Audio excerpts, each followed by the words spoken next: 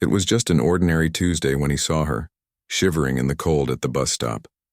Without a second thought, he handed her his jacket, never imagining this small act of kindness would change his life forever. Little did he know, the woman he helped was hiding a secret that would leave him speechless. The morning air bit sharper than usual for early September. He pulled his jacket tighter as he approached the bus stop, the steam of his breath visible in the pale dawn light. That's when he saw her, a woman in her late 40s hugging herself against the cold, wearing only a thin cashmere sweater that might as well have been tissue paper against the icy wind.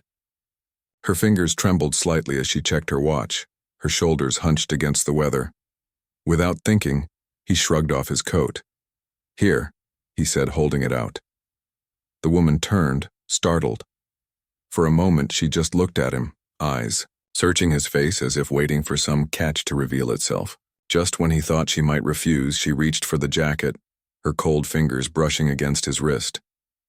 "Thank you," she murmured, slipping it on with quiet dignity. The sleeves hung slightly past her fingertips. The bus arrived in a cloud of exhaust fumes. They boarded separately. She took a seat near the front while he remained standing toward the middle. Through the morning commute haze, he watched her occasionally. There was something unusual about how she carried herself. Not just the tailored slacks or the expensive-looking leather briefcase, but something in her posture. Like someone accustomed to command, yet completely present in this mundane moment. His stop came before hers. As he stepped off the bus, neither of them mentioned the jacket. Walking to work, he realized his oversight too late. He chuckled to himself. It was just an old coat anyway. The woman's face stuck with him, though, that mix of vulnerability and strength when she'd accepted his offer. Most people would either refuse out of pride or take immediately without thought. She'd paused, weighed the choice, then accepted gracefully. His workday unfolded normally enough. Emails, a staff meeting, the usual parade of spreadsheets. But twice during lunch, he caught himself wondering about that jacket. Whether the woman had gotten off at her stop. Whether she'd be at the same bus stop tomorrow so he could ask for it back. Whether it even mattered. As evening fell, he checked the coat closet automatically out of habit, before remembering. The empty hook made him smile. He'd been meaning to replace that jacket anyway. The lining was starting to fray near the pockets. Still, something nagged at him. Not about the coat, but the exchange itself. That quiet moment when a stranger's hands had been warmer than the morning air. The next day dawned warmer. He walked to the bus stop without a coat this time, half hoping, half dreading he might see her again. The stop stood empty except for a teenager with earbuds. He boarded without incident.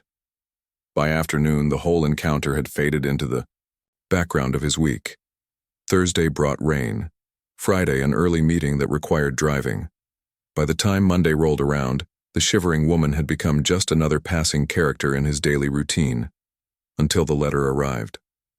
On Wednesday morning, an ivory envelope appeared in his office mail slot. Heavy stock paper, handwritten address. No return label, just a wax seal pressed with what looked like a family crest. He turned it over twice before sliding a finger under the flap.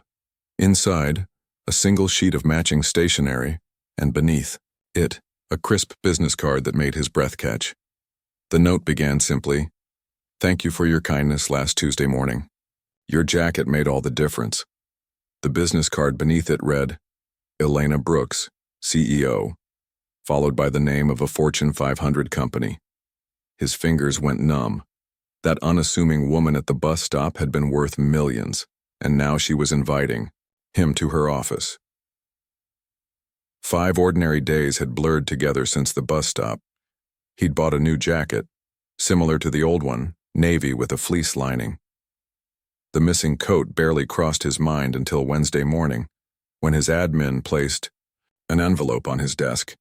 Not the usual inter-office mail, but heavy parchment paper you'd associate with wedding invitations. His name scripted in precise looping ink. The wax seal cracked under his thumbnail, releasing a faint scent of bergamot. Inside, 2 items. A card embossed with a corporate logo and a folded sheet of the same thick paper. The note consisted of 3 sentences. Your gesture last Tuesday moved me. Please accept my gratitude for the temporary use of your coat. If convenient, I'd welcome the chance to thank you properly. My assistant will coordinate. It was signed simply, Elena. The business card told the real story. Glossy black with silver lettering, it listed a name he recognized from financial magazines. Elena Brooks, followed by titles including CEO and chairwoman of a Fortune 500 tech firm. His chair creaked as he leaned back, the card pinched between his fingers. This wasn't just some executive, she ranked among the most powerful women in the industry. And last week she'd been shivering at his local bus stop. Her office address was a downtown tower known for housing elite firms. The appointment slot read simply, tomorrow, 11 a.m. No RSVP required. The assumption he'd come was both unnerving and flattering. That evening, he stood at his kitchen counter with takeout staring at his laptop screen. A Google search for Elena Brooks returned press photos of a striking silver-haired woman in tailored suits, shaking hands with policymakers, cutting ribbons at campus labs. Coverage from Forbes estimated her net worth at 9 figures. One article mentioned her reputation for ruthless efficiency. The phrase "Brooks doesn't suffer fools" appeared twice. Yet the same woman had written him a handwritten thank you note. In a deleted draft of his RSVP email he'd composed then, erased the obvious question, why were you taking the bus? The next morning he stood outside a skyscraper's revolving doors 10 minutes early. His reflection in the glass looked wrong. His usual work blazer suddenly seemed cheap under the building's shadow. Security checked his ID against a visitor log already bearing his name. The elevator required badge access, which a waiting assistant provided. Floors flashed by in silence. When the doors opened, he stepped directly into her reception area. No intermediary hallway, just an abrupt transition into quiet luxury. Low cream couches, a wall of living greenery, the faint hum of a water feature. No other visitors. Mr. Carter? A second assistant appeared from an unseen door. Ms. Brooks is ready for you. The hallway they walked had no offices, just occasional abstract art lit like museum pieces. At the end stood double doors of frosted glass.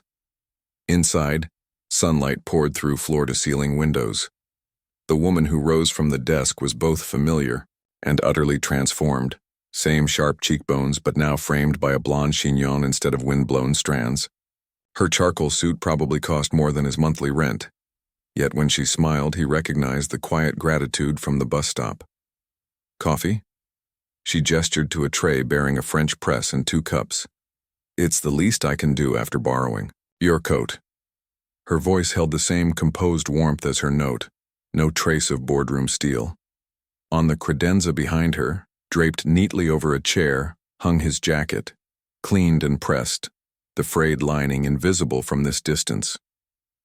He accepted the coffee, unsure whether to acknowledge her status or pretend ignorance.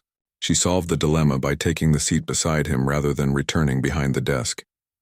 I realize this must seem unusual, she said, but that morning mattered more than you could know. Her hands cradled her cup. No billionaire's Rolex, just a simple silver watch marked with Roman numerals. A coffee ring stained its crystal face. Real human details at odds with the office's perfection. I read your LinkedIn, she continued. View Inc. Good company. How long in supply chain? The question threw him. She hadn't just looked him up. She'd researched his career trajectory in detail. The jacket still hung there, a silent punchline. Whatever he'd expected from this meeting, it wasn't an executive who'd memorized his resume before serving him fair trade coffee. He'd braced for corporate platitudes, maybe a gift card, not this unnerving intimacy. She watched him process it all with quiet amusement, the same way she'd studied him before accepting his coat. The office hummed with quiet precision, glass walls framing the skyline, a minimalist desk free of clutter, recessed lighting that made everything look polished. He sat across from her, the French press between them releasing tendrils of steam. She poured with steady hands, Black coffee for herself, cream for him without asking. The detail unsettled him. How much had she looked up besides his job history? That morning, she began, setting down the carafe. My driver called in sick at 6 a.m. The corner of her mouth twitched. Corporate policy requires 24 hours notice for cancellations. I should have fired him. She stirred her coffee absently. Instead, I took the bus. He studied the cup in his hands. Normal people didn't fire drivers over missed shifts. Then again, most people didn't have drivers. She leaned forward slightly. I had a 9 a.m. presentation, the kind where they decide whether to invest 8 figures. Her voice remained calm, but her fingers tightened around the spoon. No time to arrange another car. So I walked 3 blocks to the bus stop in my meeting clothes, praying not to sweat through my blouse. Unexpected vulnerability from someone in this office. Then the wind picked up. 15 minutes waiting there, and I could barely feel my fingers. The memory sharpened his own. How her hands had shaken as she took his jacket. How she'd curled into it like armor. Her next words came softer. That proposal hinged on confidence. Cutting-edge tech, but competitors had similar patents. The board needed to believe in us. A beat. Me. She tapped the side of her cup. You could see your breath that morning. I was halfway to panicking, frozen hands, chattering teeth. Then a stranger gave me his coat. Sunlight caught the frames of her glasses as she looked up. Warmth does something to the body. The shivering stopped. My voice steadied. She slid a folder across the desk, a press release announcing a closed deal with a multinational conglomerate. The number had 7 zeros. You were wearing this during your pitch? He eyed his own battered jacket, now hanging pristine on her coat rack. A real smile this time, buttoned to the collar. One of the directors asked if it was vintage designer. Her laughter was quieter than expected, almost shy. I told him it was borrowed luck. Silence settled between them, the kind that comes before something irreversible. She folded her hands on the desk, clean nails, no polish. I have a policy. When someone changes the trajectory of my company, I repay them. Not compensation, not a gift. Repayment, as if his coat had been a calculated loan. The way she said it suggested precedent. He imagined a file somewhere documenting favors owed and settled. That's not necessary, he started. But she was already opening a drawer, her palm pressed against something unseen beneath the desk. The wall to his left lit up, a hidden display coming to life with spreadsheets, organizational charts. One department glowed brighter than others. Supply chain optimization, his exact field. We're restructuring next quarter, she said, watching him absorb the screens.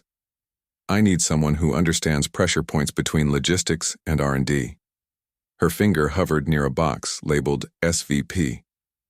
The salary band starts at triple your current compensation. His throat went dry. Senior VP at a firm like this meant stock options, club memberships, a nameplate outside an office with windows. All from lending a coat to someone who could have afforded $10,000 just like it. She closed the display with another button press. Think it over, but not too long. There was no pushiness, no sales pitch. Just a woman who built empires recognizing another builder. Sometimes, she said, gathering their cups, the right person is already in front of you. On the credenza, his old jacket waited like a returned talisman. He noticed then, she'd had it cleaned but not repaired. The frayed lining still peeked from one sleeve. A choice, not an oversight. Proof she'd examined every thread of that, mourning as carefully as she had his resume. The assistant appeared at the door right on cue. No awkward goodbyes, no pressure to decide. Just 2 people who'd altered each other's paths without planning to. As he stepped into the elevator, one thought looped. She hadn't even mentioned returning the jacket. This meeting was never about repayment. It had always been about recruitment. The folder was thicker than he expected, bound in gray linen with a subtle embossed logo. It slid across the polished table without a sound. Inside, crisp divider tabs, marked sections. Offer letter, compensation, benefits, equity schedule. His eye caught the salary figure first, a number he'd normally see attached to budget reports, not personal income. He turned the page without speaking. Stock options, executive perks, a signing bonus that matched his current annual salary. The numbers stacked up in neat columns, each line rewriting his financial reality. Mid-level managers didn't get packages like this. The title jumped off the page, Senior Vice President, Global Supply Chain. "You reviewed my LinkedIn," he said finally. It wasn't a question. She nodded once. "And your company intranet, 10-year reports, even pulled your old business school application essays." The admission should have felt invasive, but her delivery made it sound routine, like due diligence before a merger. "You've been solving problems 2 pay grades above your title for years." A spreadsheet followed, comparing his current responsibilities to the proposed role. Color-coded cells showed where he already operated at VP capacity without the recognition. His throat tightened. She'd seen patterns in his career that he'd only half noticed himself. Why him? The question must have shown on his face. Her answer came preemptive. 3 years ago, we acquired a logistics startup," she said. "Founder became a director here. He still talks about how you helped his team during the transition. After hours. Uncompensated." She tapped the folder. "Those choices stick." The jacket was just the latest example. The executive wash cards, the stock grants, they weren't bribes, he realized. They were translations. She was converting the currency she understood best into terms that would make his value undeniable, even to himself. He closed the folder carefully. This is generous. The understatement of his career. But why go to these lengths over a bus stop encounter? For the first time, she looked away, out toward the skyline where mid-morning sunlight glinted off neighboring towers. Because kindness is our scarcest resource. The words landed with quiet precision. Anyone can analyze spreadsheets. Only some people notice shivering strangers. A hush stretched between them. He suddenly understood. She hadn't just researched his career. She'd assessed his character through bystander accounts, old emails, patterns in how he treated people who couldn't help him. The jacket had been the final confirmation. "You don't need to decide now," she said, standing. Her hand hovered near a discreet button on the desk edge, ready to summon the assistant. "But consider this. The job changes your lifestyle. The equity changes your grandchildren's." The math was inescapable. Even modest growth projections put those stock grants at generational wealth levels within a decade. This wasn't just a promotion, it was a lineage shift. His old jacket remained on the credenza. She'd positioned it deliberately, he realized. Visible, but out of reach. A symbol that couldn't be reclaimed until he answered. He caught himself staring at the frayed lining again. She'd left it unmended to prove she saw things as they truly were. The assistant materialized at the door. The meeting was over. He stood automatically, legs less steady than they'd been 40 minutes earlier. Nothing in his professional past. No late-night crunch, no high-stakes presentation, had prepared him for this kind of vertigo. Fingers brushed the back of his hand as he turned to leave, her passing him a single ivory card with direct numbers inked in blue. "No assistant screening required. Talk to whoever you need to," she said, "but do it quickly." Not a threat, a warning. Opportunities like this. She let the thought trail off, trusting him to recognize the truth. Windows like this opened, once in a career, if at all. The elevator doors closed on the scent of bergamot and a final glimpse of his own jacket, hanging in a CEO's office like some absurd corporate relic. His phone buzzed before he reached the lobby. A calendar invite from her EA for Friday at 3 p.m. Subject line, orientation. No question mark, no conditional language, just the quiet assumption that of course he'd accept.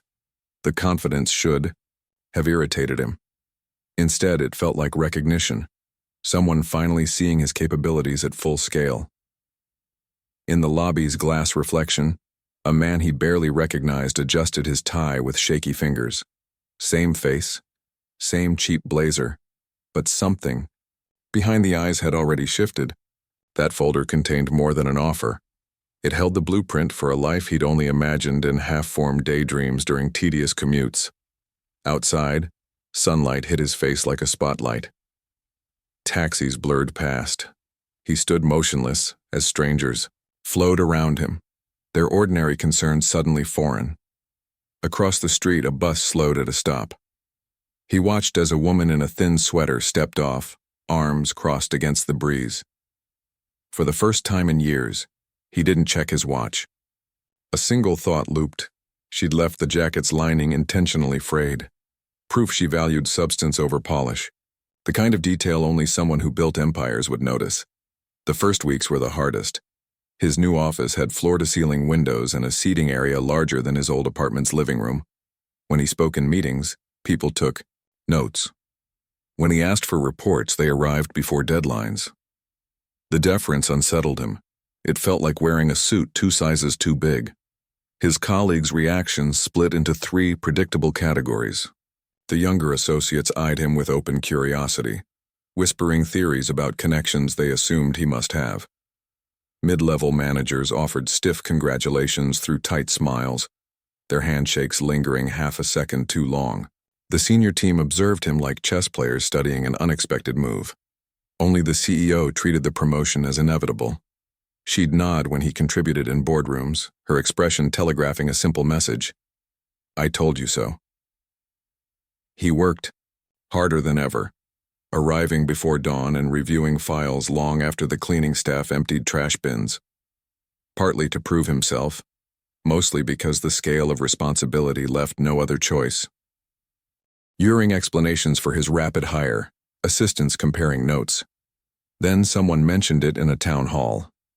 The CEO confirmed the story with a wry smile. That's when the whispers turned into something else. Employees began reporting small kindnesses in weekly updates. A designer staying late to help an intern, an accountant covering a colleague's parking ticket. Each instance got highlighted in internal newsletters. Soon, engineering started tracking collaboration hours alongside productivity metrics. The legal team organized volunteer days at food banks.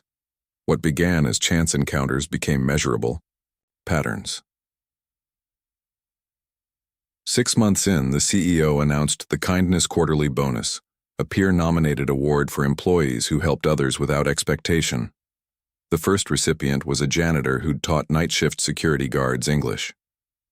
The ceremony happened in the cafeteria, cake served on disposables plates. No press releases, just handwritten notes from the CEO herself. Cultural shifts rarely announced themselves. No memo declared the end of internal politics or the decrease in sick days. People simply started eating lunch together more often. Cross-department projects required fewer mediation sessions. An external audit noted improved retention rates, particularly among female staffers. Nobody linked it directly to the jacket story, but the timing aligned. His old coat became legend. New hires asked to see it during orientation, thinking it would be displayed like museum art. Instead, the CEO kept it in her private closet. A personal reminder, she said. Sometimes interns would catch her running fingers along the worn lining during stressful days. Departments competed to outkind one another. Marketing anonymously paid overdue utility bills for struggling families near corporate offices. R&D adopted underfunded STEM programs at Title I schools. Even skeptical senior leaders joined in when they noticed how community projects softened clients during negotiations. At the annual investor meeting, analysts praised improved cross-team efficiencies. The CEO credited culture-focused leadership development without naming names.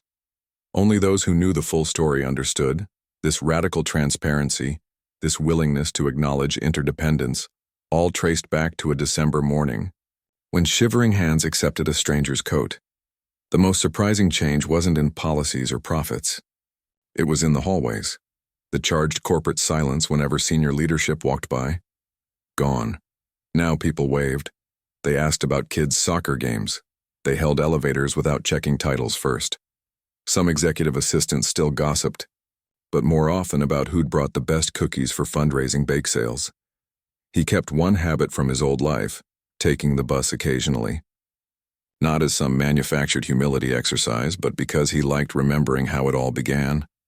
Sometimes he'd scan the seats half expecting to see his past self, that stressed mid-level manager worrying about rent increases. Would the younger version even recognize the man he'd become? The deepest transformations aren't about titles or salaries. They're about the stories we tell ourselves. Here, the narrative had shifted from "look out for number one" to "notice who needs a hand." Simple yet revolutionary. All because one guy gave his jacket away on a cold morning, and a CEO decided that mattered enough to change a corporate culture, starting with him. There's a reason psychologists compare kindness to weather patterns. A single act ripples outward, in ways we can't predict. The morning he offered that jacket, he wasn't thinking about workplace morale studies or serotonin spikes.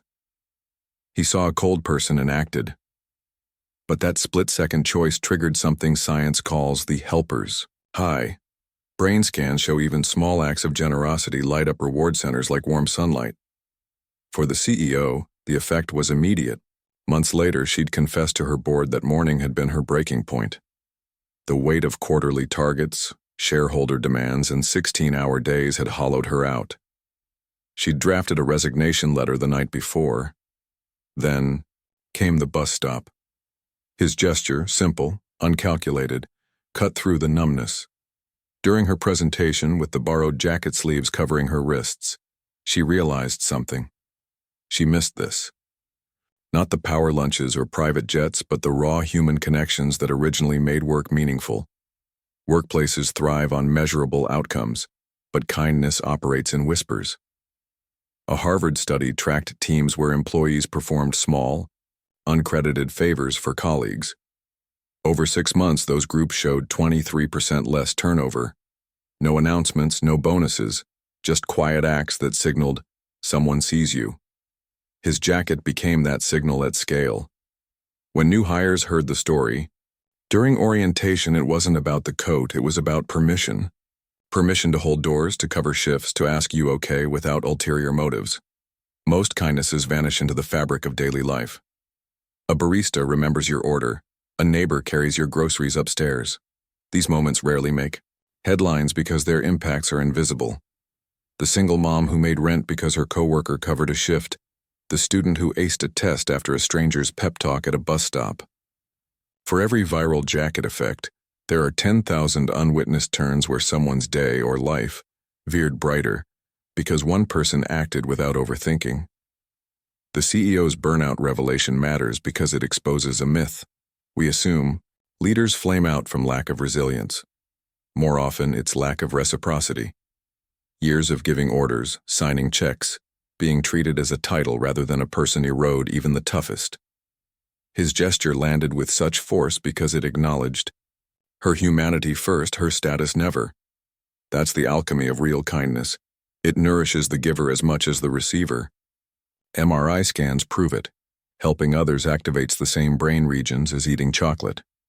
But here's what gets overlooked. Those neural fireworks don't discriminate by scale.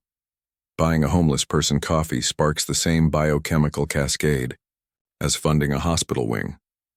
Our brains reward the intention, not the invoice. Yet we talk ourselves out of small gestures, thinking, "What's the point?" while craving them when we're struggling. That morning, the CEO could have summoned a black car with one call. What she needed wasn't a ride. It was proof that decency still existed outside transactional relationships. For him, the ripples were quieter, but no less profound. Colleagues assumed the promotion changed his life because of the salary. The real shift was internal, realizing his natural impulse to notice people wasn't a distraction from success, but the foundation of it. 3 months into the VP role, he spotted a junior analyst working late, visibly overwhelmed. He sat with her restructuring the presentation until 3 a.m., same way he'd once shared his coat, no strings, no ledger.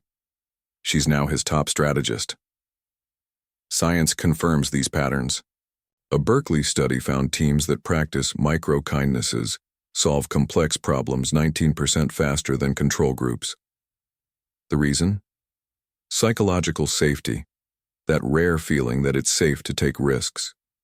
His jacket became the company's shorthand for that safety. When engineers debated risky innovations, someone would joke, "Channel your inner bus stop to cut tension." The CEO keeps that frayed jacket for the same reason sailors save their first compass. Not for utility, for reminder. On brutal days, she runs a thumb along the worn lining where his keys once jingled. A tactile prompt that before quarterly reports and board votes, we're all just humans trying to stay warm. We overestimate grand gestures and underestimate tiny ones. Yet history's most pivotal turns often hinge on small, unrecorded acts. The jacket didn't just reboot a corporate culture. It anchored two people, and thousands who heard the story, to a truth we forget. Kindness isn't just something we do. It's who we become when we remember our shared fragility on cold mornings. It started with a single tweet. Someone from HR posted about the now famous jacket during a slow news week. By noon, 3 business outlets had picked it up. By 5 p.m., the phrase "jacket effect" trended nationwide. He was mid-meeting when his assistant rushed in with a news alert. Good. Morning America wanted an interview. The CEO received similar requests from Forbes and the Wall Street Journal. They debated strategy. Going public risked seeming self-promotional. Staying silent meant letting others shape their narrative. They opted for a single joint interview with a respected business reporter known for nuance. The piece ran on a Tuesday. Black and white photos of the bus stop accompanied the article. The CEO spoke about vulnerability and leadership. He described the automatic urge to help someone cold. Neither mentioned salaries or promotions, focusing instead on workplace humanity. Publications across 6 countries reprinted the story within hours. Morning shows began using the jacket effect to describe unexpected acts changing fortunes. His first live TV appearance felt surreal. The green room had a fruit platter no one touched. A makeup artist dusted powder across his forehead as the producer explained the segment would be 3 minutes. The host asked what he'd been thinking that morning. That she looked cold, he answered simply. Viewers latched onto that line and its uncomplicated decency. By evening, the clip had 6 million views. The CEO became an unlikely symbol. Her willingness to acknowledge needing help and rewarding it contrasted with the typical cutthroat executive image. Business schools added the jacket story to ethics curricula. Leadership coaches referenced it in seminars about emotional intelligence. At conferences, younger women approached her saying it changed how they viewed power. Letters poured in from strangers. Teachers wrote about students paying lunch debts anonymously. Nurses shared tales of co-workers taking extra shifts for ill colleagues. A barista included a Polaroid of her tip jar labeled "A Just One Jacket." People seemed starved for good news that didn't feel manufactured. Social media amplified the phenomenon. The Just One Jacket hashtag collected thousands of micro-stories: a stranded driver given a jump start, a veteran's grocery bill secretly paid, a lost dog returned after a neighborhood search. Each post reinforced the same idea. Small actions have weight. Nonprofits reported donation surges, particularly for coat drives and homeless outreach. For 2 weeks, the world felt different. Tabloids ran side-by-side photos of the jacket then and now, threadbare versus professionally cleaned. Late night, hosts did monologues about kindness with punchlines that landed softer than usual. Even cynical commentators admitted the story's appeal. It wasn't rags to riches, but decency to dignity. The attention altered daily routines. He needed security escorts at airports. The CEO's assistant screened marriage proposals alongside interview requests. Their company's glass doors became a pilgrimage site for aspiring entrepreneurs hoping luck might rub off. Then came the backlash. An anonymous Reddit thread claimed the whole thing was staged. Business rivals whispered the CEO had planned it all along. Critics asked why one man's kindness deserved more attention than systemic inequality. The volume turned so loud so fast, pundits arguing about privilege, corporate responsibility, whether kindness should be rewarded at all. Through it all, the jacket stayed in its quiet place behind the CEO's office door. Occasionally, one of them would run fingers along its worn seams when the noise grew too loud. A tactile reminder of that uncomplicated morning before the world turned it into legend. The media cycle moved on eventually. Always does. But in quiet corners, the ripples continued. Schools kept using the story in character education. HR departments adopted peer recognition programs modeled after theirs, and every winter when temperatures dropped, social media would light up again with Diaba's just one jacket posts like seasonal clockwork. The frenzy faded, but something subtler remained. Not fame, not fortune, just the quiet understanding that in a world desperate for cynicism, people still rallied around the simple idea that helping someone matters. Years later, someone would ask him if all that attention changed how he saw that morning. He'd shake his head. Nope, still just saw someone cold. That uncomplicated truth became the story's real legacy. Meanwhile, in office lobbies and break rooms across the country, conversations still started with, "Hey, did you hear the one about the jacket?" Because humans have always needed reminders, proof that beneath the noise and the algorithms and the rushing about, we haven't forgotten how to be decent to each other. Not completely. Not yet. Not everyone bought the fairy tale. 2 weeks after the media frenzy began, a business journalist published a takedown piece titled, "The Jacket Effect, Calculated PR or Authentic Kindness." Comment sections filled with skeptics. "This reeks of brand positioning," wrote one LinkedIn influencer. Others claimed the CEO had staged the whole thing to soften her company's image before a major merger. The accusations grew louder when someone leaked his salary details. Old coworkers surfaced with bitter takes. Deadline stories about how he'd borrowed staplers and forgotten to return them, implying he was no saint. A former classmate tweeted that given the same opportunity, anyone would have offered their coat. The subtext was clear. He didn't deserve this. Corporate watchdog blogs ran spreads comparing his promotion timeline to nepotism cases. Never mind that he'd spent years being overlooked at his last job. The narrative had crystallized. This was either a rigged game or dangerous naivete. One viral thread dissected the CEO's past interviews for kindness signaling, suggesting she'd manufactured the moment to appeal to younger demographics. The CEO faced different critiques. Feminist outlets debated whether celebrating her vulnerability reinforced gender stereotypes. Business purists asked why competence required emotional vulnerability at all. A hedge fund manager went on CNBC, calling the story emotional blackmail. Now every employee expects promotions for basic decency. Media requests became invasive.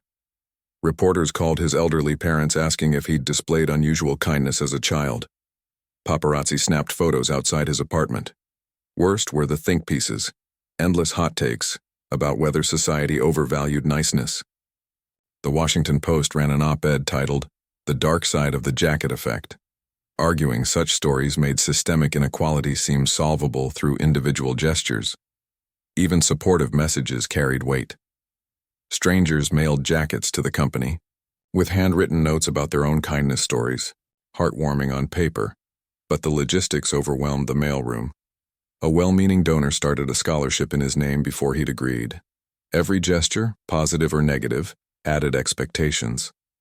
The breaking point came during a cable news interview. The host kept pressing. "But shouldn't true kindness be its own reward?" Heads nodded in the studio audience. His fingers tapped the armrest. The CEO watched backstage, arms crossed. Afterward, they met in the green room without speaking. The unspoken question hung between them. When had their private moment become public property? They released a joint statement the next morning. No further interviews, back to business. The press spun it as retreat. Conspiracy theorists called it admission of guilt. But inside the company, employees understood. The culture shift wasn't for cameras.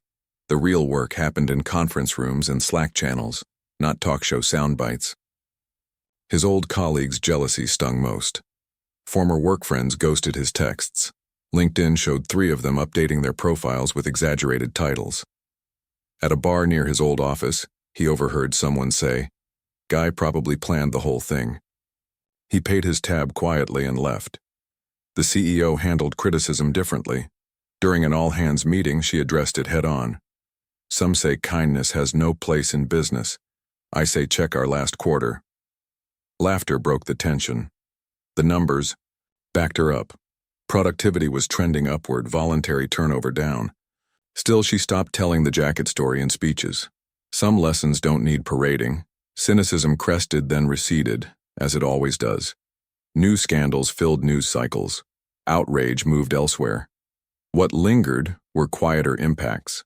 The HR director who started evaluating soft skills alongside technical ones. The engineers who voluntarily mentored interns from community colleges. No hashtags, no press releases. Just people behaving slightly better because they'd glimpsed an alternate way. Through it all, the jacket stayed in its place behind the CEO's door. Sometimes during late nights, she'd pause by the closet, touching the sleeve absently, not for nostalgia, more like checking a compass. The gesture had always been simple.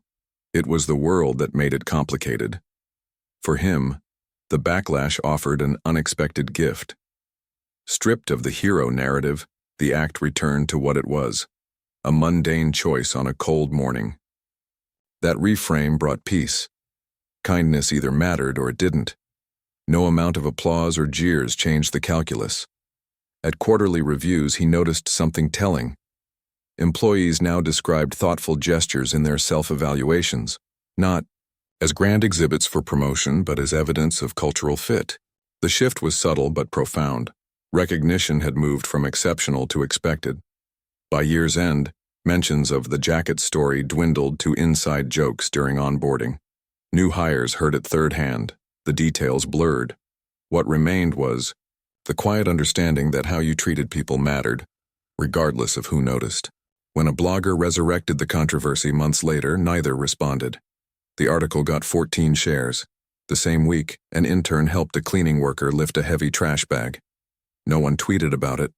That was the point. Real change doesn't need spotlights. It thrives in unobserved moments.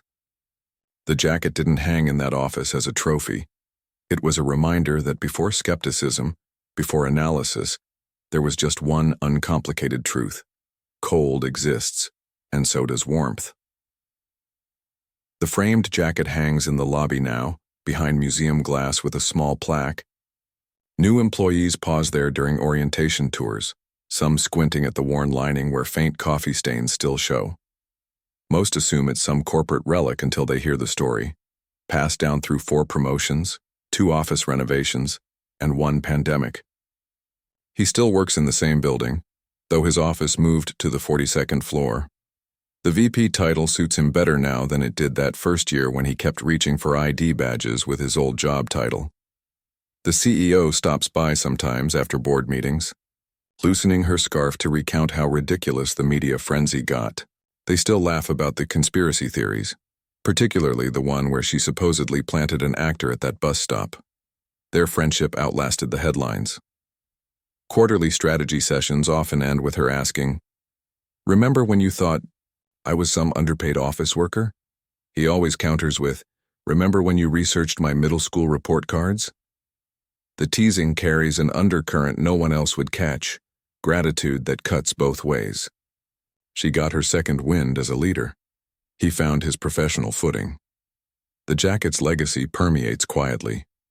New hires in finance hear it from managers who heard it from interns who heard it from security guards.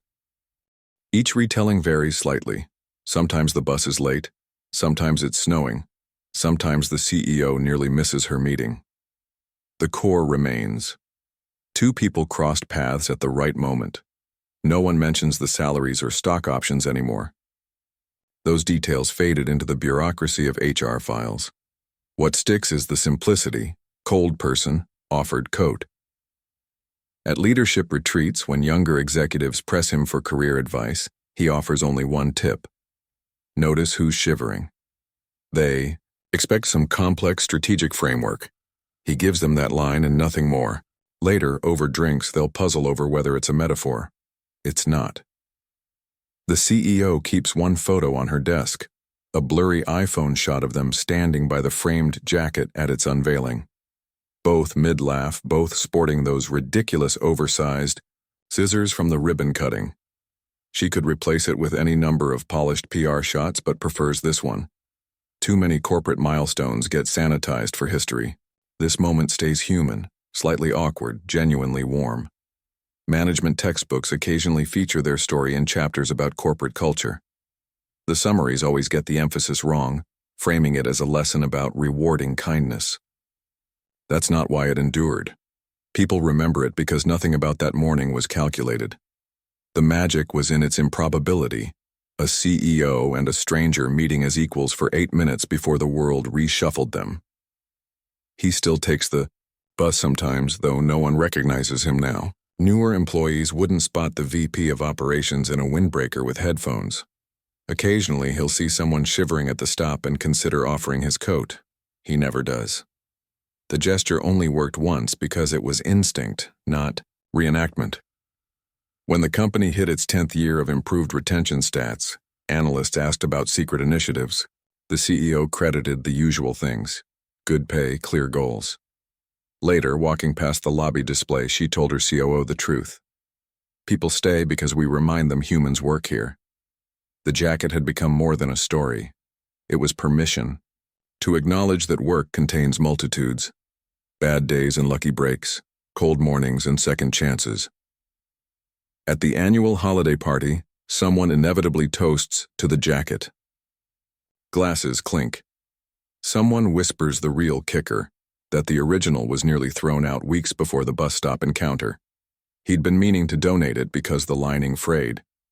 Now, when junior staff ask if he regrets not keeping it for himself, he shrugs. Got better use this way. The answer satisfies no one.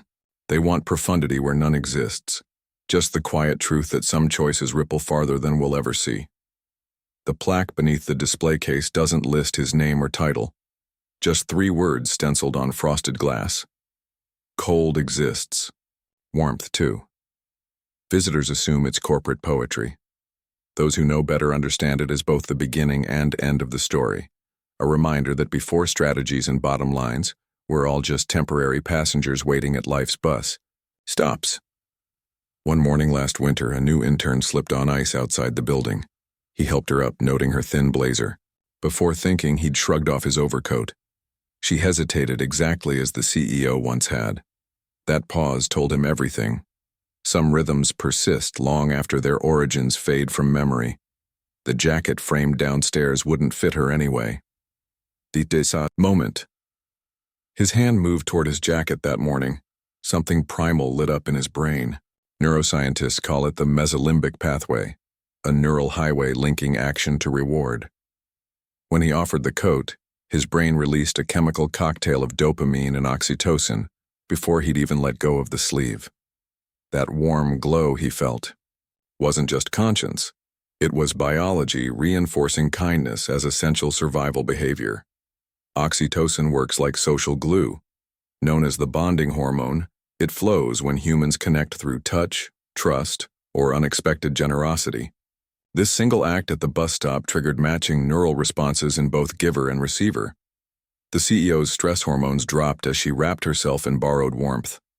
His brain tagged the moment as worth repeating long before the career.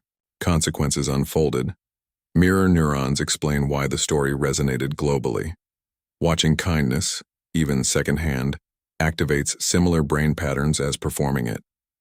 Employees who heard the tale experienced oxytocin surges that made them 18% more likely to help colleagues, according to neuroeconomic studies. The effect mirrors contagious yawning but with moral implications, yet most people hesitate before acting on these impulses. A UCLA study tracking strangers in need found 87% of passersby recognized distress, but only 12% intervened. The gap stems from what psychologists call the calculus of kindness, a rapid mental weighing of risks versus rewards. Will they misinterpret my offer? Do I have time? What if I look foolish? These micro-calculations happen in under 3 seconds. His hands moved faster than his doubts. What researchers label automatic kindness involves bypassing that hesitation loop entirely. Children do this instinctively, offering snacks to classmates, hugging tearful peers. Adults often unlearn the reflex through years of social conditioning. The bus stop moment stood out precisely because it defied this conditioning so completely. Brain scans distinguish between deliberate and automatic kindness like different file formats. The deliberate variety, volunteering planned donations, lights up prefrontal cortex regions governing decision-making. Automatic kindness skips straight to the limbic system, sparking action before rationale intervenes. Though rarer in adulthood, these automatic moments carry disproportionate weight in human relationships. The science explains why kindness feels physically rewarding. MRI footage shows helping others triggers the same dorsal striatum activity as eating chocolate or receiving money. Evolution hardwired this system because cooperative groups outlasted solitary ones. Those warm fuzzies we associate with good deeds aren't just metaphors. They're ancient physiological signals that say, "This helps us survive." Witnessing kindness creates secondary ripples. When employees saw their CEO validate vulnerability, their amygdalas registered reduced threat perception, essentially signaling this environment is safe. Safe brains take creative risks. The company's subsequent innovation boom wasn't magic. It was neurochemistry responding to modeled behavior. However, the brain's reward system only pays out for authentic kindness. Calculated gestures, done for praise or obligation, show starkly different neural signatures. The bus stop act scored high on genuineness metrics precisely because it couldn't have anticipated rewards. His brain's pleasure centers fired precisely because the action held no ulterior motive. Childhood development offers clues about kindness erosion. Toddlers will share food unprompted. By adolescence, social awareness stifles spontaneity. Corporate cultures often accelerate this decline, prioritizing guardedness over generosity. Yet studies confirm workplaces preserving kindness norms see 31% higher collaboration metrics. The aftermath revealed another neurological quirk. Repeated telling of the jacket story caused listeners' brains to simulate the experience anew each time, a phenomenon called neural coupling. Shared narratives synchronize brain activity across groups, which may explain the cultural shift that followed. Essentially, the company forged collective identity through retelling that moment. Physical contact played an underrated role. The brush of fingers as the jacket changed hands sparked microsecond oxytocin bursts in both parties. Human skin contains specialized nerve fibers tuned explicitly to gentle touch, evolution's way of wiring connection into our biology. Even fleeting contact can lower stress hormone levels by 15%. Automatic kindness leaves markers. Researchers analyzing personal histories found that seminal memories often involve spontaneous giving or receiving help. These moments imprint because they bypass our usual filters. The CEO remembered Shivering precisely because vulnerability had become foreign to her corporate existence. Workplace implications run deep. Teams observing leaders model vulnerability showed 23% higher oxytocin levels during collaborations compared to control groups. This biochemical shift correlates with reduced turnover and increased creative problem-solving. The jacket didn't just change 2 lives, it altered an entire company's neural landscape. Yet biology isn't destiny. While automatic kindness springs from deep wiring, adults can cultivate it through practice, essentially hacking their own neural reward systems.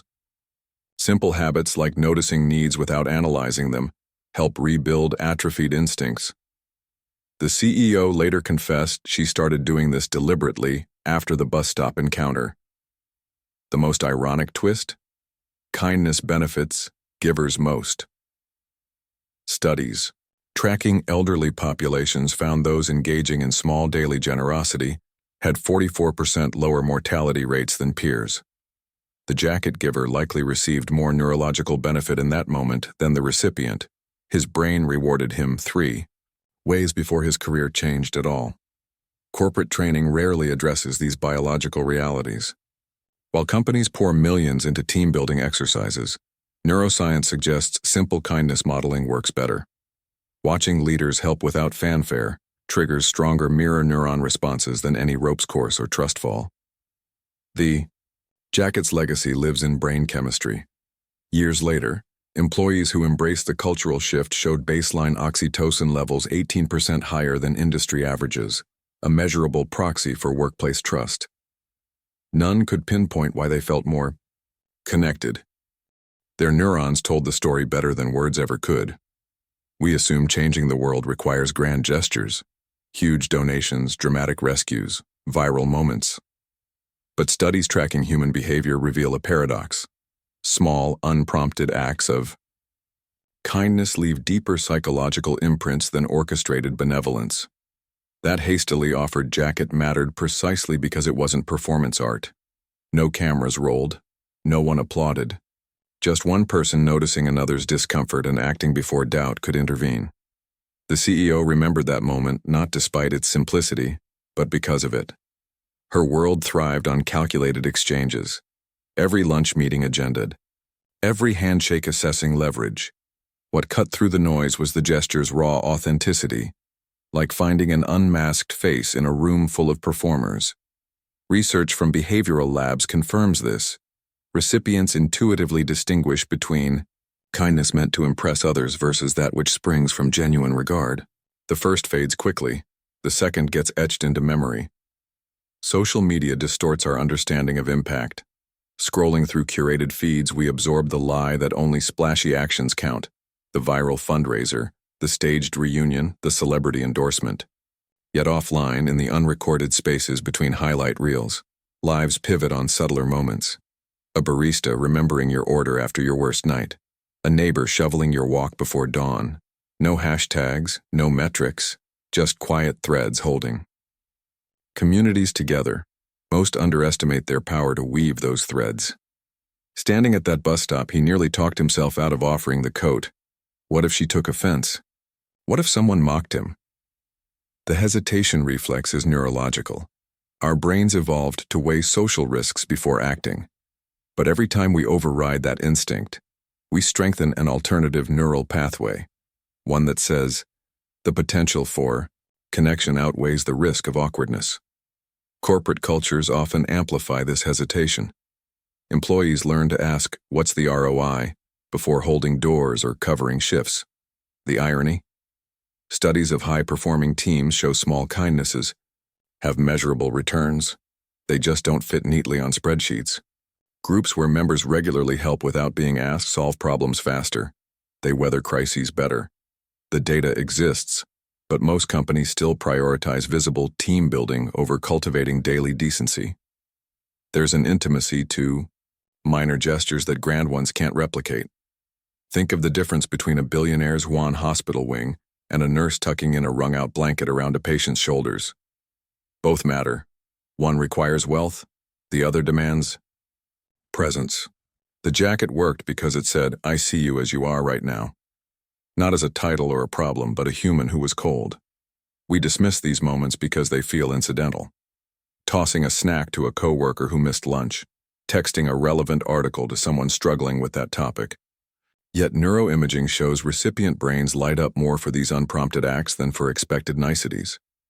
The surprise factor, that someone noticed our unvoiced needs, amplifies the impact.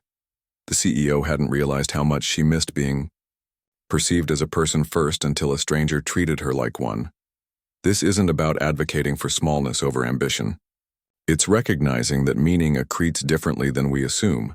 Sociologists tracking community resilience find neighborhoods with many micro-connections, borrowed tools, shared grocery runs, rebound faster after disasters than those with few but dramatic philanthropists. The Harvard Grant study, following lives for 80 years, concluded daily warmth mattered more to longevity than career peaks. His jacket became iconic not due to monetary value, but emotional resonance. That lining could have been silk, rather than frayed polyester. What mattered was the offer's texture, spontaneous, unpolished, human. In boardrooms since, leaders chasing cultural change keep missing this lesson. No amount of mandated kindness training replicates the power of modeling uncalculated decency when no one's grading. Perhaps we undervalue minor kindness because they force us to acknowledge our shared fragility. Grand gestures let us play hero, Small ones remind us everyone, CEOs, baristas, you watching this has days when we're just cold people needing warmth. The magic isn't in the scale of the giving, but the willingness to admit we all sometimes need receiving. Next time you hesitate before some tiny, generous impulse, texting encouragement, letting someone merge in traffic, consider this. The most consequential moments often wear camouflage. They look like throwaways, until years later when someone tells a story that starts, "This one time when I really needed it," and you realize you've been starring in those tales without knowing. The jacket still hangs in that lobby, not because it changed a company, but because it represents all the unnoticed moments before and after. The coffee fetched for a swamped colleague, the handwritten note slipped to an overwhelmed intern. We record the headlines. Life happens in the footnotes. Months passed before she told him the full truth. It happened during one of their late-night strategy sessions, the office quiet except for the hum of the air conditioning. She stood by the window, her reflection ghosted over the city lights.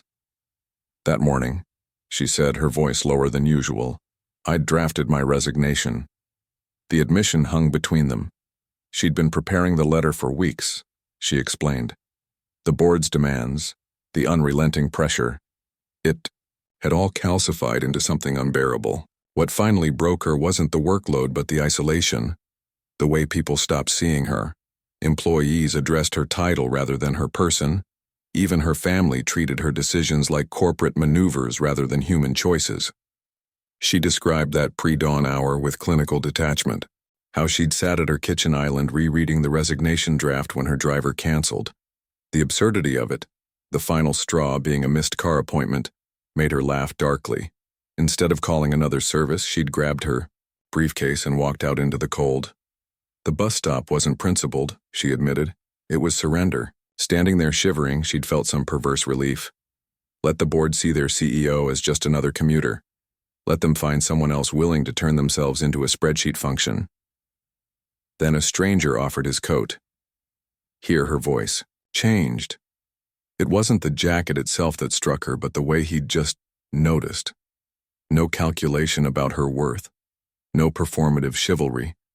Just an instinctive response to seeing another person in discomfort. That simple acknowledgement, that she existed outside her title, unlocked something. The boardroom played out differently because of that moment. She'd walked in still wearing his coat, the sleeves brushing her wrists during her presentation. Material proof that somewhere beyond these glass walls, human decency still operated without agenda. It anchored her. The numbers she cited weren't just metrics, they represented real people's work. The technology wasn't abstract market potential, it would change real lives. I became visible again, she said. First to herself, then to others. That slight shift in perspective, from seeing herself as a failing executive to remembering she was still a person, changed everything.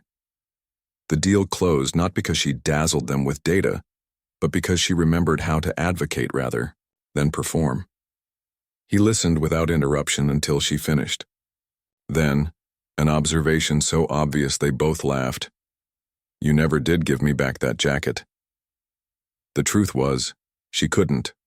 Not then. Those first fragile weeks after the deal, she'd kept it draped over her office chair like a talisman. The faint smell of cheap detergent and something unplaceably human, laundry day and bus seats and the morning's coffee, cut through her usual surroundings of leather and lemonwood polish. Proof that real life happened beyond spreadsheets. Eventually, she'd framed it for the lobby. Not as PR, but as reminder. The plaque beneath, "Cold exists, warmth too," was more personal than anyone knew. Those 5 words distilled her entire, unspoken lesson. Leadership needn't mean disappearance. The greatest risk wasn't vulnerability, but forgetting you had any left to lose. Later, when reporters asked why she'd rewarded such a small gesture so extravagantly, her answer perplexed them. It wasn't small. What looked like casual kindness from the outside had been, for her, the lifeline that pulled her back from resigning not just her job, but her own humanity. The jacket's most powerful function turned out to be as corrective lens, refocusing. Her blurred vision until people reappeared as people rather than obstacles or allies. Employees who'd been productivity metrics suddenly had favorite books and childcare struggles. Board members became grandparents grieving lost spouses. Some mornings now, before her assistant arrives, she walks the office floors deliberately. Not checking progress, but noticing people. The intern practicing presentations in the empty conference room, the security guard humming as he waters plants. Small human moments easy to miss when you're only scanning for problems. That bus stop could have gone differently. She might have caught another cab. He might have kept walking. The fragile alchemy of circumstance nearly didn't happen. But it did. And both carried the lesson forward, one in framed glass, the other in daily choices. Because what she learned that cold morning wasn't about jackets or job offers. It was far simpler and harder. To lead well requires staying visible. To yourself and others, as the messy, imperfect human you were before the title came along. Everything else is just paperwork. We love the myth of the self-made success story. That rugged individual who pulled themselves up by sheer will alone. But the CEO's turning point came from a stranger's jacket. His breakthrough came from her recognition. Their story dismantles that comfortable lie. No one truly succeeds alone. Think about that morning. If the driver hadn't canceled, if she'd taken a cab instead of the bus, if he'd kept walking past her, none of what followed would exist. Their lives interlocked through simple, unplanned moments. The same holds true for every overnight success. Dig beneath the surface and you'll find mentors who gave crucial advice at the right time, teachers who saw potential others missed, strangers whose small kindnesses changed trajectories. Her billion-dollar business wasn't built in isolation either. Early investors took chances. Engineers worked unpaid overtime during launches. Janitors kept offices running during all-nighters. Yet corporate mythology focuses solely on her vision and grit.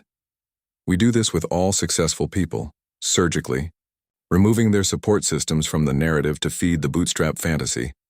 The jacket moment makes this visible. His promotion wasn't about luck or charity. She recognized skills others had overlooked because kindness made her look more closely. That's how opportunity actually works. It flows through human connections. The so-called self-made often just had better networks, whether they acknowledge it or not. Studies of entrepreneurs show this pattern constantly. Behind every thriving startup are maxed-out credit cards from parents, spouses covering bills during lean years, first clients who took a chance on an unproven idea. These contributions get airbrushed from the triumphant TED Talk versions. We forget that before the glory comes vulnerability, the moments when someone helped simply because they could. This isn't to diminish achievements. Recognizing interdependence doesn't negate hard work, it grounds it in reality. The CEO's brilliant negotiation skills still closed the deal. His supply chain expertise still saved millions. But both existed within ecosystems of support. The myth harms more than it inspires. It makes people hesitant to ask for help, fearing it undermines their legitimacy. Young founders burn out trying to appear invincible. Mid-career professionals hide struggles to maintain the facade, all missing the truth. Asking for and accepting help is what allows greatness to flourish. Their story makes visible what usually stays hidden. Most beneficiaries of kindness never learn how it rippled outward. The teacher who changed your life doesn't see you land the big promotion. The stranger who gave you bus fare won't know it got you to your job interview. We move through an invisible latticework of support. That's why the framed jacket unsettles visitors. It's a rare physical manifestation of what success actually looks like. Tangible proof that every achievement contains fragments of others' generosity. The CEO keeps it displayed not as humble brag, but as antidote to the corporate mythos of lone genius. This truth terrifies some people. Admitting how much we owe others means acknowledging how little control we really have. It's easier to believe success comes solely from merit than face the uncomfortable reality that chance encounters shape lives as much as talent. Yet embracing this brings unexpected freedom. Recognizing interdependence means you're not shouldering everything alone. It means your stumbles don't define you, because someone's hand might be there to pull you up when you least expect it. That bus stop morning could have unfolded 1,000 different ways. The alternate versions don't bear thinking about. Her resigned, him still overlooked, the company culturally stagnant. Their collision course wasn't destiny, but neither was it random.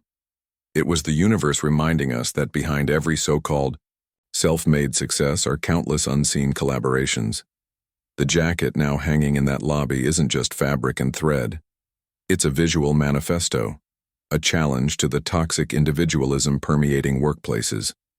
Every new employee who passes, it receives a silent lesson. Your future achievements won't be yours alone either. This realization fuels rather than diminishes. Knowing you're part of an intricate web of mutual aid makes striving less lonely. Goals feel more attainable when you recognize help can come from unexpected quarters, maybe even from someone whose name you don't yet know, standing beside you in the cold. Next time you hear a self-made story, look for the gaps, the uncredited mentors, the lucky breaks, the hands that reached out at just the right moment. There's always more to the story. The magic lies not in going it alone, but in recognizing how many threads connect us all. Kindness isn't something you're born with. It's something you practice, like learning an instrument. You start small, with notes before songs. Smile held a beat longer than necessary, holding the elevator when you hear footsteps, actually listening when someone answers, "How are you?" instead of waiting for your turn to speak. These are scales for the soul, warm-up exercises for the heart.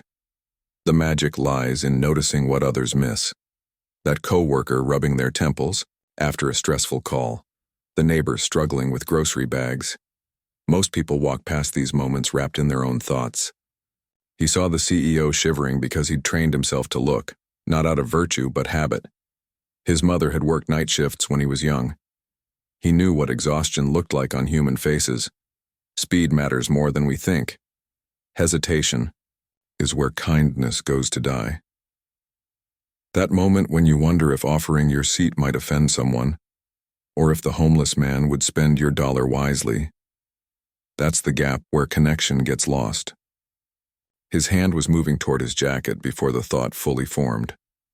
Research shows the first 3 seconds determine whether we act on kindness impulses. After that, the brain's doubt factory kicks in. Expect nothing in return. Not gratitude, not recognition, certainly not job offers. The purest forms of kindness exist outside transaction. That barista who remembers your order isn't plotting a favor. The stranger who helps you lift a stroller onto the curb isn't auditioning for sainthood. They're simply living in a way that acknowledges shared humanity. Paradoxically, these selfless acts often circle back as unexpected blessings, not in dramatic windfalls, but in quieter currencies, deeper connections, renewed faith in people, the quiet pride of being someone who notices things. Empathy is kindness's foundation. Try wearing imaginary glasses that reveal hidden struggles. The sharp-tongued coworker might be grieving. The impatient cashier could be facing eviction. This isn't about excusing poor behavior, but recognizing that everyone carries invisible weights. One executive started keeping a notebook of small things she learned about employees: a son's baseball game, a mother's chemo treatments. She'd reference them in conversations. Within months, turnover in her division dropped 18%. People stay where they feel seen. Mindfulness creates space for kindness to grow. Rushing minds miss opportunities. Try this. Next time, you're waiting in line. Really look around. Notice the elderly man adjusting his stance to ease arthritic knees. See the young mother bouncing a restless toddler. These observations aren't just exercises. They're blueprints for how to help. Train yourself to spot needs before they're voiced, like reading sheet music before playing. Environment shapes behavior more than we admit. If everyone around you complains about helping others, soon you will too. Seek out people who model kindness without fanfare. The colleague who fixes the printer jam instead of walking away. The neighbor who shovels both driveways after a snowstorm. Their actions whisper invitations to join them. Small rituals reinforce the practice. One manager begins meetings by having someone share a recent act of kindness they witnessed. Another keeps post-its handy to jot encouraging notes when compliments come to mind. These habits build neural pathways, making kindness less effortful over time. Like muscle memory for decency. The rewards defy conventional metrics. No one gets promoted directly for holding doors. But workplaces infused with small generosities show measurable gains. Fewer sick days, faster problem solving, increased creativity. The data exists in dry academic journals, but the lived experience feels different. It's trading grim isolation for something warmer. Kindness thrives on specificity. Be nice floats meaninglessly. Text the friend who's job hunting. An encouraging article about their fieldlands. After learning a teammate feared public speaking, one woman started discreetly slipping throat lozenges into their hand before presentations. No speech, just practical comfort. Beginner's mind helps. Approach each interaction like it's your first day in a foreign country. Curious, open, assuming nothing. The CEO could have dismissed the jacket offer as pity. Instead, she received, "It like someone rediscovering a forgotten language. Most overcomplicate it. You don't need grand gestures or deep pockets. Just attention and the willingness to act." A returned shopping cart.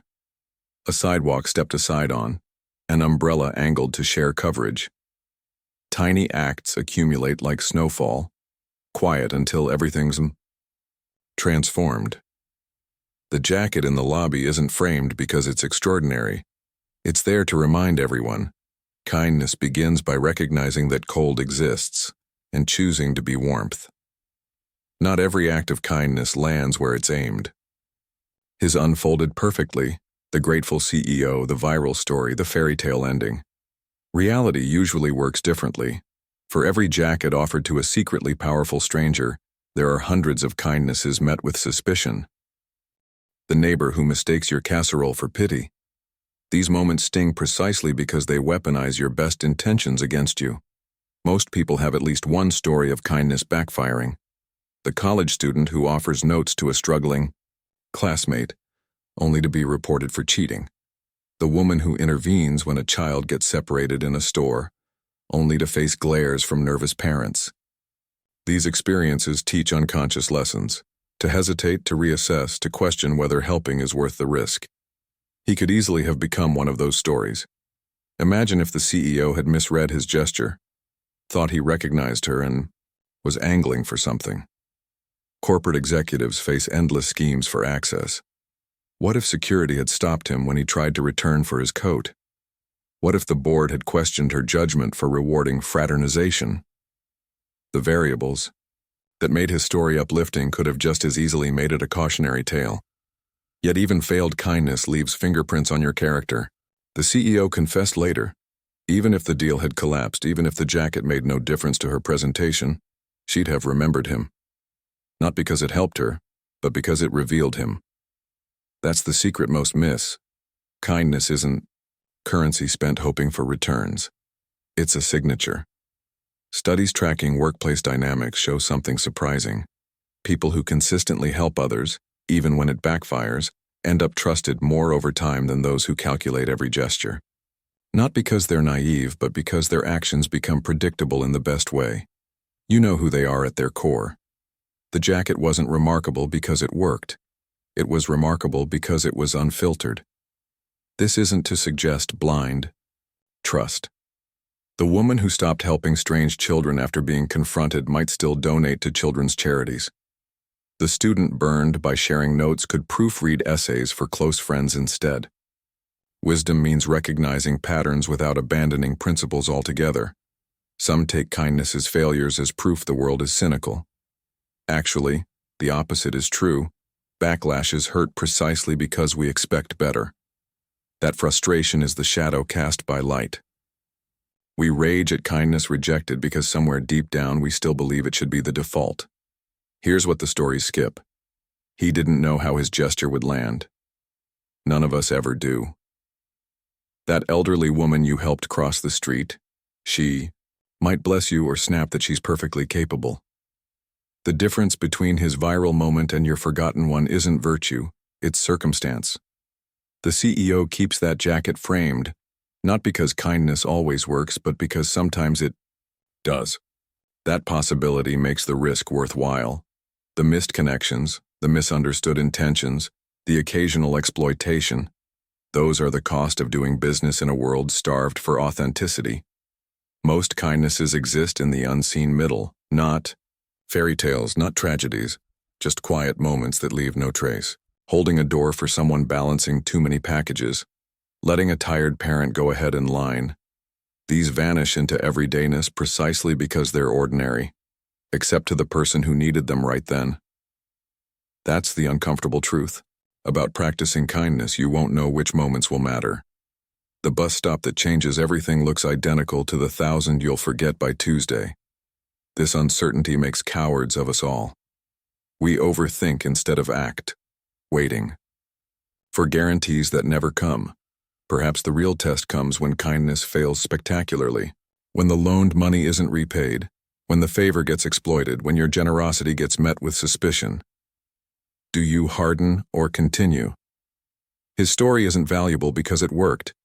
It's valuable because it proves sometimes, against all odds, it does. A social experiment had participants predict how offering compliments would be received. Most guessed wrong, assuming strangers would find sudden praise suspicious.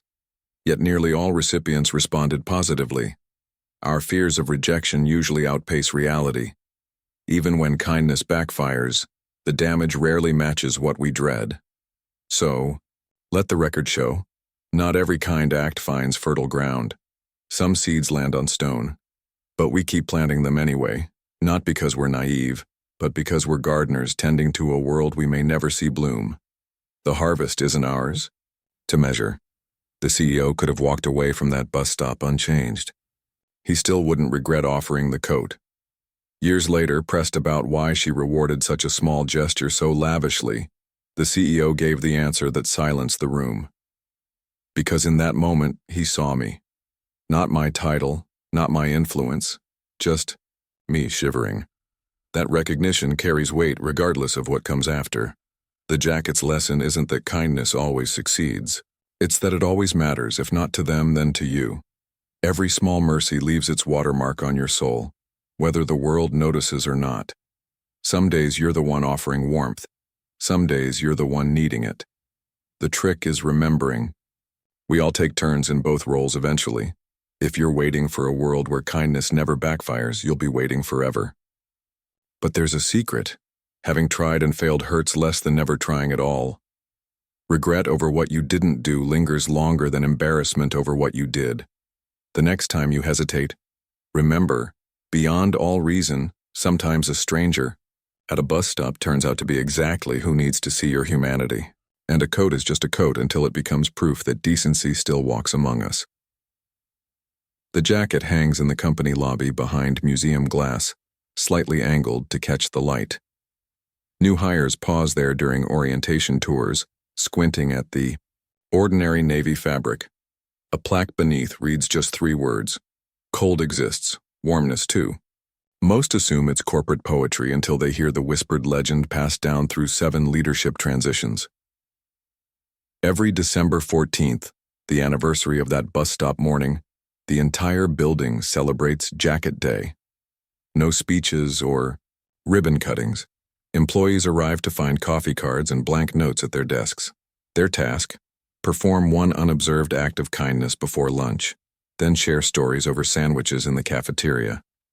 The rules are simple: no spending more than $20, no expecting recognition, and preferably help someone outside your usual circle. Last year's tally included 437 recorded gestures. A junior developer fixed a rival firm's broken website code anonymously. The head of HR personally delivered flowers to a barista who'd been having panic attacks. Facilities staff installed free phone charging stations at all bus stops near corporate offices. What began as mandated participation became genuine anticipation. Teams now save up kindness ideas for months, competing to outdo last year's creativity. The tradition has seeped into company culture in unexpected ways. Meeting agendas now include kindness metrics alongside quarterly targets. Project postmortems examine not just what went wrong, but how teams supported each other during crises. Even budget meetings reference the jacket's legacy. When debating cuts, someone inevitably asks, what would unravel the warmth? 5 competing firms have adopted versions of Jacket Day, though none replicate the origin story's potency. One CEO tried mandating kindness quotas, which backfired spectacularly when employees fabricated good deeds like homework excuses. The magic lies in the voluntary aspect. People crave authenticity, not performative virtue. For longtime employees, the frame jacket serves as a Rorschach test of values. Sales teams see it as proof that relationships trump transactions. Engineers view it as an elegant system where small inputs create disproportionate outputs. The janitorial staff considers it a reminder that titles don't determine worth. They're the ones who first notice the CEO occasionally touching the glass case during stressful nights. The most telling memorial exists outside corporate records. In employee bathrooms, someone keeps replacing the standard air fresheners with a crisp linen scent. No announcement, no credit taken. Just a quiet homage to how that borrowed jacket must have smelled when it was given freely in the cold. Newcomers assume it's company policy until veterans explain. By then, they've already absorbed the lesson some priorities transcend official channels. Visitors often ask why they didn't frame some grander artifact. The million-dollar contract secured that day the first press clipping about their story. The truth is humbler. That jacket represents the last uncomplicated moment before everything changed. Before media frenzies and backlash. Before corporate responsibilities complicated the simplicity of seeing need and meeting it. Now, when scandals hit or profits dip, you'll find clusters of employees by the display case. Not praying exactly, but remembering, tracing the outline of those frayed sleeves through glass as if touching a relic. The message isn't subtle. Great things begin small. A question asked without agenda. A door held open slightly longer than necessary. A coat offered before doubts intervene. Jacket Day's real legacy appears in spontaneous moments no one plans. The accountant who notices a colleague's exhausted expression and quietly takes over their presentation. The intern who organizes a birthday surprise for the security guard nobody realized was turning 80. These don't make the annual report, but they weave through daily operations like golden threads, barely visible unless you know where to look. At corporate headquarters, the original bus stop remains unchanged. No plaque marks the spot where 2 lives intersected. Just ordinary people still waiting in the cold, shoulders hunched against the wind. Occasionally, someone will glance toward the gleaming tower across the street where a simple jacket hangs in state. Few make the connection. But sometimes, not often, but sometimes, one stranger will turn to another and ask, "Hey, aren't you cold?" And for a moment, the world feels lighter. The story endures not because it's extraordinary, but because it isn't. What makes us lean in isn't the rarity of kindness, but the glimpse of its dormant potential. Everywhere. That ordinary morning could have unfolded anywhere for anyone. The jacket's secret power lies in its whisper. Next time it could be you. Not the hero of some epic tale, just someone who notices, then acts before overthinking drowns the instinct. Peel back the fame and Fortune 500 glitz, and that's all this ever was. One human seeing another. The rest was just weather. Consider the alternate timeline, the one where he kept walking, where the sight of a shivering stranger registered, then faded as he tightened his own coat against the wind. It would have been so easy. Mornings like that blur together anyway. One more unremarkable moment in a life full of them. In that version of history, she boards the bus with chattering teeth. Her presentation falters as hands tremble over slides. The billion-dollar deal crumbles not from flawed strategy, but from the simple human reality that cold bodies can't think clearly. 2 weeks later, she submits her resignation, not with fanfare, but through a terse email CC'd to HR. Her replacement shifts company priorities. The cultural thaw that once began never arrives. Meanwhile, he clocks years at the same mid-level desk. The promotion that might have been goes to someone else. His innovative supply chain ideas stay buried in suggestion box black holes. He never learns how close he came to a different life. Some alternate self walking taller in better shoes. No framed jacket hangs in any lobby. No Jacket Day encourages employees toward generosity. The company's competitive edge dulls as talented. Junior staff leave for cultures where people help without being asked. That unquantifiable warmth, the X factor that once made collaboration effortless, never materializes. The media never gets its viral fairy tale. No, Just One Jacket movement sparks global kindness challenges. Charities miss the donation bump that came from heightened public optimism. Countless unseen ripples, the inspired teacher, the reconciled siblings, the entrepreneur who might have launched after seeing the story, all blink out of existence before they can form. This ghost universe feels haunting precisely because it's so mundane. Most days we're all living in some version of it, walking past opportunities to connect, unaware of the potential carried in minor choices. The elderly neighbor's groceries left heavy in tired arms, the colleague's nervous swallow before a big presentation. These moments pass like breath on window panes. There, then gone. His story holds up a mirror to all the unseen crossroads. That morning could have unfolded differently through countless micro-choices. If he'd left home 30 seconds later, if she'd taken a different crosswalk, if the bus hadn't been delayed. The fragile alchemy of circumstance nearly didn't happen. We underestimate how often life balances on these razor edges. The professor who almost didn't write that recommendation letter later credited with launching a Nobel career. The stranger's casual compliment that talked someone off a ledge. These intersections rarely announce their significance. They look like any other Tuesday. Corporate training focuses on deliberate action, 5-year plans, measurable objectives. Yet study after study confirms most life-altering moments arrive unbidden. Chance meetings, unexpected offers, small generosities that spiral far beyond their origins. We can't control these intersections, only our readiness to engage them. That bus stop reminds us the most pivotal choices often wear camouflage. They masquerade as inconveniences, lost time, sacrificed comfort, momentary pauses in personal agendas. The magic lies in recognizing these tests won't come labeled.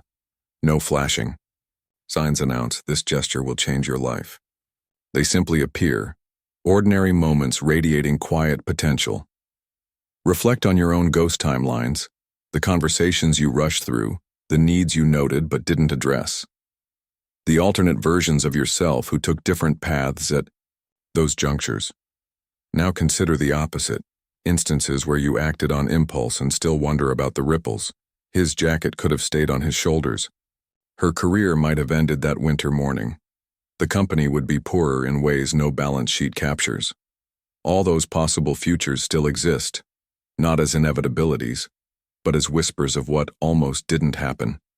This isn't about regret. It's about awareness. The realization that our days are constructed from these small turning points, most insignificant, a few seismic, all indistinguishable in the moment.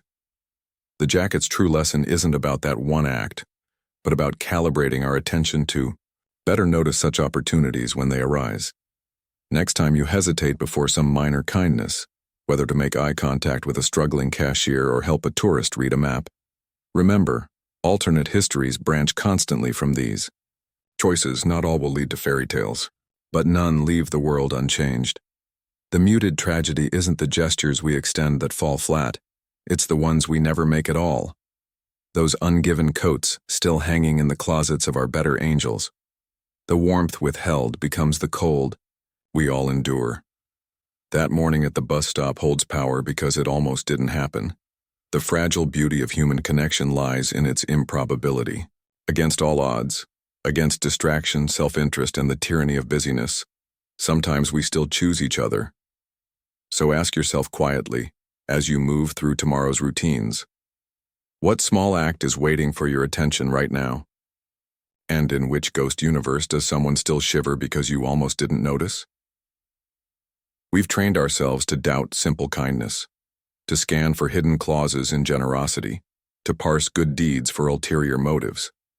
His story cut through that conditioning like sunlight through stained glass, bright precisely because it was unfiltered. Modern cities run on polite suspicion, earbuds in to avoid conversation, wallets clutched tighter near strangers. We've developed an entire body language of deflection. The averted gaze, the tightened posture, the quickened step past someone in need. That morning at the bus stop should have followed the script. Two strangers maintaining careful distance until transportation arrived. Her reaction revealed how rare genuine kindness had become in her world. Not the strategic generosity of corporate philanthropy, not the calculated networking of business. Relationships, just one person seeing another's discomfort and responding. Later, she'd described the shock of it. No one does something for nothing anymore. The very improbability made the moment land harder. We've turned kindness into transactions. GoFundMe campaigns require backstories proving worthiness. Favors come with unspoken IOUs. Even basic courtesies get framed as networking. His jacket carried no such baggage. It was given without knowledge of her worth, which paradoxically made it priceless. Cynicism masquerades as wisdom these days. Call someone idealistic and it sounds like criticism. The jacket story went viral because it offered counter-programming, proof that uncalculated goodness still exists. Not in grandiose acts, but in mundane moments where people forget to guard themselves. The backlash followed predictably. Of course, some claimed it was staged. In an age of manufactured viral moments, authentic humanity looks suspicious. We've grown so accustomed to performative kindness, the filmed good deed, the humble brag tweet about helping, that spontaneous generosity reads as inauthentic. Her tears during that first interview weren't about the jacket's warmth. They sprang from realizing how long it had been since someone treated her as simply human. Not a means to promotion, not a stepping stone. Just a woman who was cold. That recognition, more than the fabric, is what thawed something frozen inside her. Street musicians understand this phenomenon. When someone stops to listen, really listen, without checking their phone or counting change, the performance changes. Being fully seen alters the equation. His gesture carried that same power precisely because it acknowledged her present reality rather than potential value. Corporate cultures often mistake kindness for weakness. They celebrate killer instincts and ruthless efficiency. Yet the data suggests otherwise. Companies prioritizing compassion see lower turnover, higher innovation, and better crisis resilience. The jacket didn't make her company soft. It gave them an edge they hadn't realized they were missing. Most telling was how employees recounted the story. They didn't focus on the fairy tale promotion. They latched on to the simplicity. He saw she was cold, became the refrain.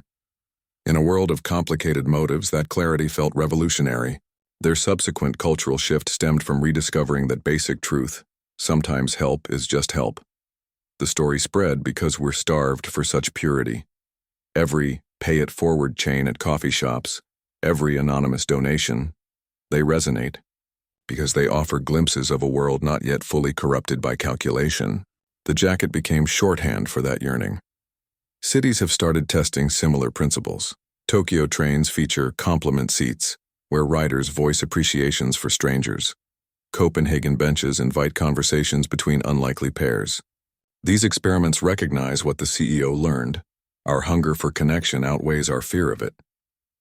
Somewhere along the way, we pathologized trust, taught children stranger danger but not stranger kindness, equipped them with passwords and panic buttons but not the language of casual generosity. The jacket story works as corrective, a reminder that most people won't hurt you, and some might change your life. Corporate training sessions now use the moment as a litmus test. What would you do at that bus stop? The answers reveal more about company culture than any survey. Firms discovering their employees would walk by have work to do. Those whose teams instinctively help are already ahead. The CEO still takes unannounced bus rides sometimes, not for publicity. She avoids cameras on these outings. She goes to remember how ordinary such moments feel as they happen. To notice how many opportunities for connection we ignore daily. And occasionally, to be the one offering her seat when someone looks weary. That's the real magic trick. Not the viral story or the corporate perks, but the quiet understanding that past, between two people before fame intervened. The knowledge that kindness survives despite our best efforts to rationalize it away. And that sometimes, not always, but sometimes it gets its happy ending. This story feels like a fairy tale, the sudden twist of fate, the life-changing reward. But these moments happen every day in quiet corners of the world. You've likely changed someone's path without realizing, a forgotten compliment that gave courage, a held door that eased someone's burden, and someone has done the same for you. The teacher who saw potential, the stranger who returned your wallet intact. These small acts accumulate like invisible threads holding everything together. Next time you see an opportunity to help, don't hesitate. Don't overanalyze. The way life you change might be your own. The best moments begin without fanfare, just one person noticing another.